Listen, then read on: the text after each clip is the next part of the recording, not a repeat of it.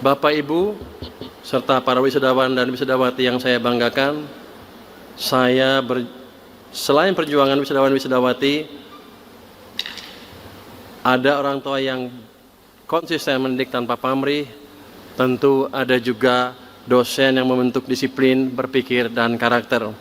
Jadi, hari ini saya juga berdiri di sini dalam dua posisi.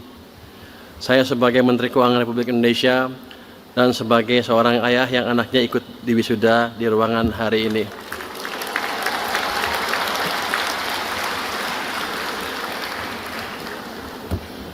Sebenarnya Pak Rektor, saya kesini agak takut karena pada waktu saya jadi menteri, hari pertama BEM UI demo di depan DPR, suruh saya turun katanya.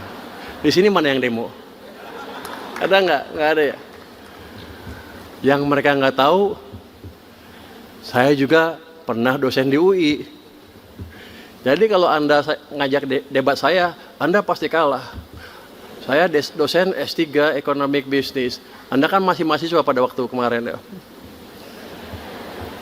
Download Tribun X sekarang. Menghadirkan lokal menjadi Indonesia.